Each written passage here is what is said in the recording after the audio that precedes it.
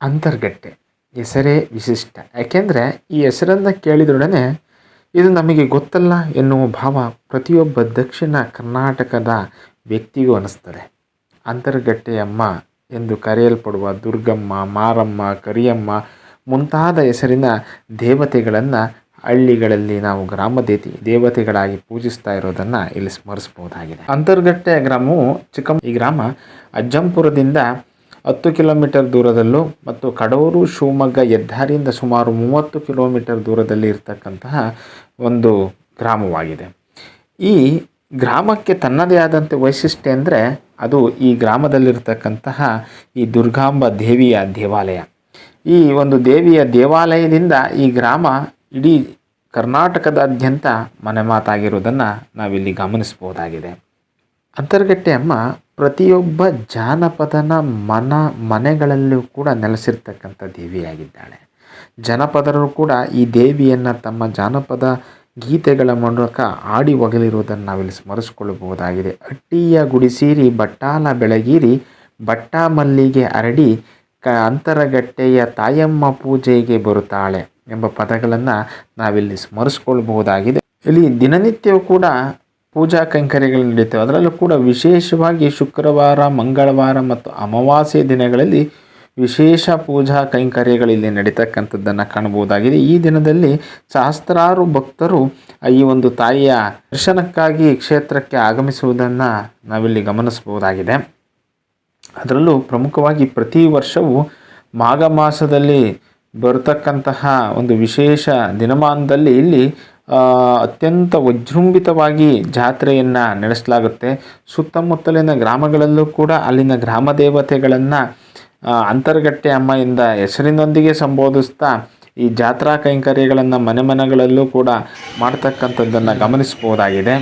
ಈ ತಾಯಿಯನ್ನು ಹೊಗಳಿಯಾಡಲೆಂದೇ ಆಸಾದಿ ಎಂಬ ಒಂದು ವರ್ಗದವರಿದ್ದಾರೆ, ಜನಪದ ವರ್ಗದವರು. ಇವರು ಈ ತಾಯಿಯನ್ನು ಆಸಾದಿ ಪದಗಳಿಂದಲೇ ಹೊಗಳಿಯಾಡ್ತಕ್ಕಂಥದ್ದನ್ನು ಕಾಣಬಹುದಾಗಿದೆ. ಆಸಾದಿ ಪದಗಳು ಕನ್ನಡ ಜಾನಪದ ಸಾಹಿತ್ಯ ಲೋಕದಲ್ಲಿ ತನ್ನದೇ ಆದಂಥ ವಿಶಿಷ್ಟತೆಯನ್ನು ಪಡೆದುಕೊಂಡಿದ್ದೇವೆ. ತಾಯಿಯ ಒಂದು ಈ ಊರಿನ ಬರುವಿಕೆಯೂ ಕೂಡ ಒಂದು ಪುರಾತನವಾದಂಥ ಪೌರಾಣಿಕ ಹಿನ್ನೆಲೆಯ ಕಥೆಗಳನ್ನು ಕೂಡ ನಾವಿಲ್ಲಿ ಗಮನಿಸಬಹುದಾಗಿದ್ದು, ಹಿಂದೆ ಕೋಣೇಗೌಡ ಎಂಬಾತ ತನ್ನ ತಾಯಿಯ ಆಶೀರ್ವಾದವನ್ನು ಪಡೆದು ಉಳುಮೆ ಮಾಡಲಿಕ್ಕೆ ಹೋಗ್ತಾನೆ. ತಾಯಿ ಆಗ ಶಕುನ ಪಕ್ಷಿ ಆ ಒಂದು ನೇಗಿಲನ್ನು ನುಸಿಳು ಹೋದಂಥ ಸಂದರ್ಭದಲ್ಲಿ ವ್ಯವಸಾಯವನ್ನು ಪ್ರಾರಂಭಿಸುವಂತಾಳೆ. ಅದರಂತೆ ಕೋಣೇಗೌಡ ತಾಯಿಯ ಮಾತಿನಂತೆ ಆ ಶಕುನ ಪಕ್ಷಿ ಆ ನೇಗಿಲನ್ನು ನುಸುಳಿದು ಹೋದ ನಂತರ ವ್ಯವಸಾಯವನ್ನು ಪ್ರಾರಂಭಿಸ್ತಾನೆ. ಆಗ ವ್ಯವಸಾಯವನ್ನು ಪ್ರಾರಂಭಿಸಿದ ಸಂದರ್ಭದಲ್ಲಿ ಅವನಿಗೆ 7 ಕೊಪ್ಪರಿಗೆ ಒಂದು ಚಿನ್ನ ದೊರೆಯುತ್ತದೆ. ಅದನ್ನು ರಾಜನಿಗೆ ಹಿಂದಿರುಗಿಸಲು ಹೋಗ್ತಾನೆ. ಆಗ ರಾಜ ಆ ಕೋಣೇಗೌಡನಿಗೆ, ನೀನು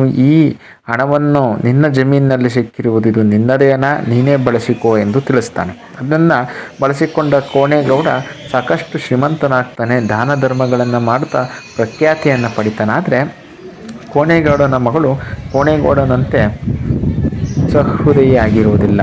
ಅವಳು ಒಮ್ಮೆ ಆ ಊರಿಗೆ ಬಂದದ್ದಂತಹ ದಾಸಯ್ಯನನ್ನು ಅವಮಾನ ಮಾಡಿ ಕಳಿಸ್ತಾಳೆ. ಆಗ ದಾಸಯ್ಯ ಮಾರಿ ಕಣಿವೆಯಲ್ಲಿದ್ದಂಥ ಮಾರಿಯನ್ನು ಸ್ಮರಿಸ್ತಾ ಹೋಗ್ತಾನೆ. ಆಗ ಆ ತಾಯಿ ಕೆಂಡಗಣ್ಣು ಮಾರಿ ದಾಸಯ್ಯನಿಗೆ ತಿಳಿಸ್ತಾಳೆ, ನೀನು ಹಿಂದಿರುಗದೆ ಆ ಒಂದು ಊರಿಗೆ ತೆರಳು, ಆ ಊರನ್ನು ನಾನು ಸುಟ್ಟು ಹಾಕಿಬಿಡುತ್ತೇನೆ ಎಂದು ಹೇಳ್ತಾಳೆ. ಅದೇ ರೀತಿಯಾಗಿ ಅವನು ಆ ಊರಿಗೆ ತೆರಳುತ್ತಾನೆ. ಆಗ ಊರಿಗೆ ತೆರಳಿದಾಗ ಹಿಂದೆ ಬರ್ತಾ ಇರತಕ್ಕಂತಹ ತಾಯಿಯನ್ನು ಕುತೂಹಲದಿಂದ ತಿರುಗಿ ನೋಡಿದಂಥ ಸಂದರ್ಭದಲ್ಲಿ ಅವಳು ಬಾಯಲ್ಲಿ ಬೆಂಕಿಯನ್ನು ಉಳುತ್ತಾ ಬರ್ತಾ ಇರ್ತಾಳೆ.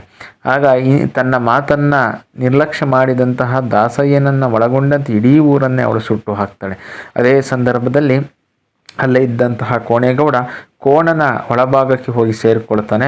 ಅವನ ಮಗಳು ಕದ್ದು ಹೋಗ್ತಾಳೆ. ಇದೇ ಸಂದರ್ಭದಲ್ಲಿ ತಾಯಿ ಆ ಕೋಣವನ್ನು ಕಡಿಸಿ ಅವನನ್ನು ಬಲಿಯನ್ನು ತೆಗೆದುಕೊಳ್ತಾಳೆ. ಹಾಗೆ ಆ ಕೋಣೇಗೌಡನ ಮಗಳನ್ನು ತನ್ನ ದ್ವಾರಪಾಲಕಿಯಾಗಿ ನೇಮಿಸಿಕೊಳ್ತಾಳೆ ಅಂತಕ್ಕಂಥದ್ದು ಒಂದು ಪೌರಾಣಿಕ ಹಿನ್ನೆಲೆ ಆಗಿದೆ. ಇಲ್ಲಿ ವಿಶೇಷವಾಗಿ ಜಾತ್ರಾ ಕೈಂಕರ್ಯಗಳು ನಡೀತವೆ. ಅದರಲ್ಲೂ ಆ ಒಂದು ಜಾತ್ರೆಯಲ್ಲಿ ತೇರಿಗೆ ಕೋಳಿಯನ್ನು ಎಸೆತಕ್ಕಂಥದ್ದು ಕರ್ನಾಟಕದಲ್ಲಿ ಎಲ್ಲೂ ಇಲ್ಲದಂತಹ ಒಂದು ವಿಶೇಷ ಒಂದು ಆಚರಣೆ ಈ ಕ್ಷೇತ್ರದಲ್ಲಿ ನಡೀತಕ್ಕಂಥದ್ದನ್ನು ನಾವಿಲ್ಲಿ ಸ್ಮರಿಸ್ಕೊಳ್ಬಹುದಾಗಿದೆ. ಹಾಗೆ ನಾವೀಗ ಕಾಣ್ತಾ ಇರ್ತಕ್ಕಂಥದ್ದು ನರಿಗೆ ಕಲ್ಲು ಅಂತಕ್ಕಂಥದ್ದು. ಇಲ್ಲಿ ವಿಶೇಷ ಪೂಜೆಯನ್ನು ಸಲ್ಲಿಸುವುದನ್ನು ಕಾಣ್ಬೋದು. ತಾಯಿಯ ಮೂಲಸ್ಥಾನ ಅಂತ ಕೂಡ ಇದನ್ನು ಕರೀತಾರೆ. ಈ ಒಂದು ತಾಯಿಯ ಒಂದು ಪ್ರಖ್ಯಾತಿ ಇಲ್ಲಿ ಸುತ್ತಮುತ್ತಲಿನ ಹಲವಾರು ಜಿಲ್ಲೆಗಳಿಗೂ ಕೂಡ ವಿಸ್ತರಿಸಿರುವುದನ್ನು ನಾವು ಸ್ಮರಿಸ್ಕೊಳ್ಬಹುದಾಗಿದೆ.